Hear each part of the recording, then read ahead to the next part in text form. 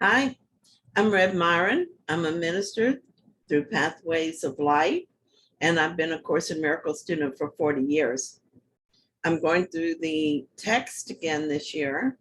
I've done this before, but that was a long time ago, and now I'm bringing it up to date, going through the text pretty much a paragraph at a time, just asking for clarity while I read it, and then I write, and that's what I'm sharing with you today. So we're just really beginning. I did the introduction already, and now I'm starting with the principles of miracles. So let's get started. Principles of miracles, paragraph 1. There is no order of difficulty among miracles. One is not harder or bigger than another. They are all the same. All expressions of love are maximal. So Jesus started off with a bombshell. This just blew up all my preconceived ideas about miracles and about life in general. Certainly, I had always assumed that it would be a greater miracle to raise the dead, for instance, than it would be to cure a headache. I mean, who wouldn't? This is a world of separation, differences, and contrasts. And my resistance to this idea was strong and persistent for quite a while. I finally began to see things differently. And the reason I can do this now is that I understand the last sentence. All expressions of love are maximal. Miracles are an expression of love, and there are no degrees of love. Love is whole, eternal, and unchanging.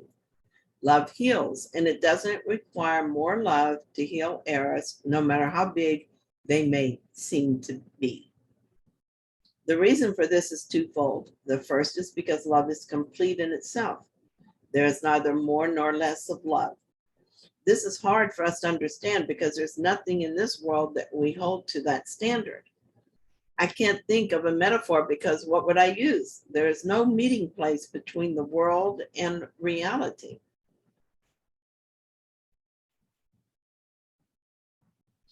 The second reason this is true is that there are no bigger errors. Cancer is not a bigger error than a headache. It appears so, but appearances are not the truth. All forms of suffering occur because of an untrue belief. Beliefs don't come in sizes.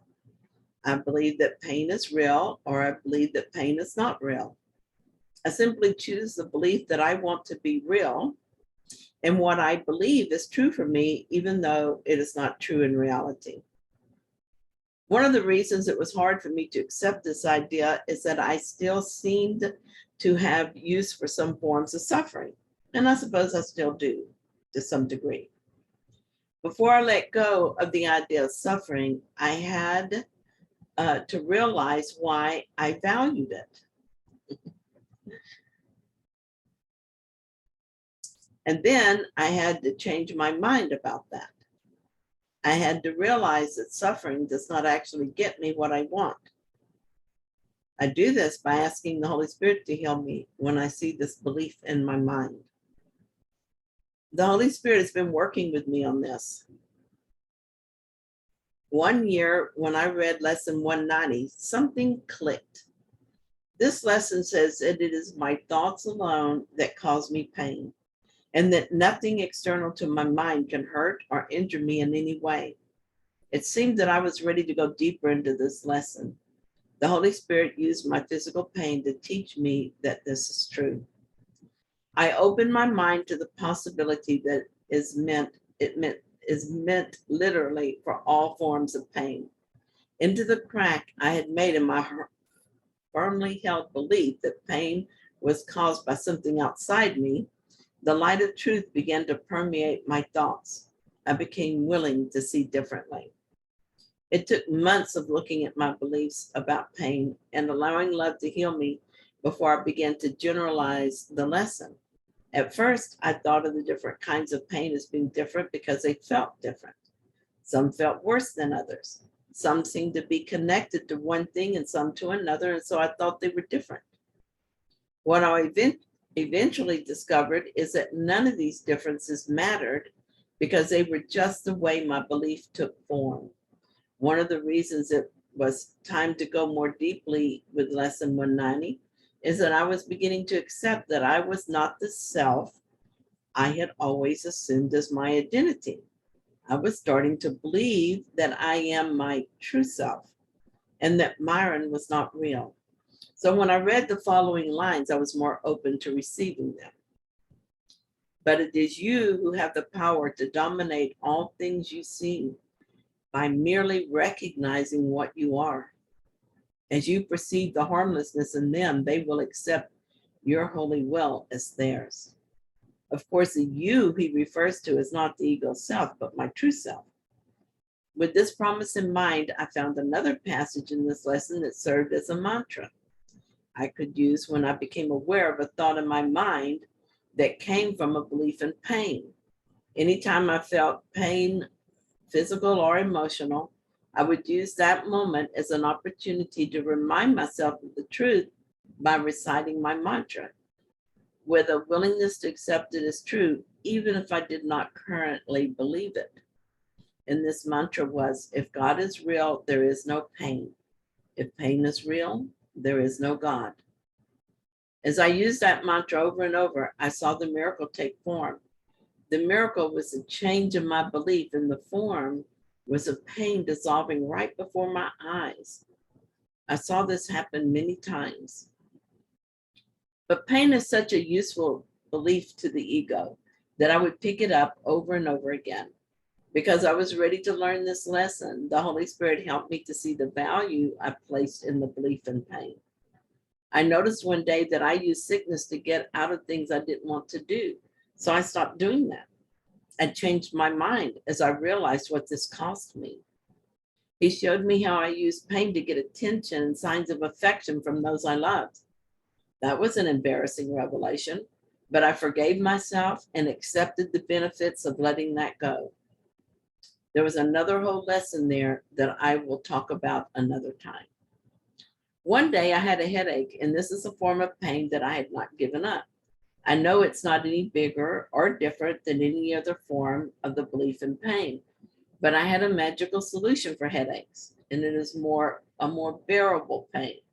Apparently, this made me think it was okay to keep this one for the value it has for me. As that realization was given me, I asked the Holy Spirit to help me see why I was choosing pain over love this time. Suddenly, I had the thought that I was working late and that I was very tired and feeling put out. I felt like too much was being demanded of me and that I should not be expected to work so hard. There was a lot of thoughts along that line. Then I noticed the feeling that came with these thoughts and realized that I felt like a victim. It was a poor me feeling, and I blamed others for this. After all, projection is a way we get out of responsibility and how we avoid change here in the world. As soon as I saw the reason for holding on to this form of pain, I returned to my mantra. I remembered that sickness is a decision I make. I remembered that nothing can be done to me, but only by me. I remembered that pain is not real, so I must be imagining this.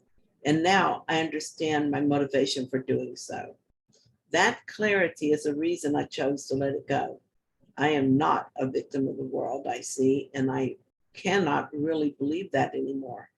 It's just a habit I fall back into from time to time. With a simple change of mind, love healed me. My mind was healed, and the form the madness took, this time a headache, dissolved away into nothingness. The ego questions this, saying I'm just asking for worse pain, that I would not find this so easy if it were a serious illness. But I hold that Jesus meant what he says in the Course. He said that there is no order of difficulty in miracles and that all expressions of love are maximal. I believe him. I still get sick sometimes and have pain, but now I know that it is not something outside of me that is the cause.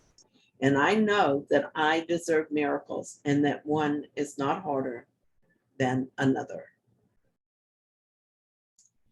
Thank you so much for joining me today, for watching my video. And if you found it helpful, then please like it. And if you haven't yet, subscribe. And I'll be back before long with another.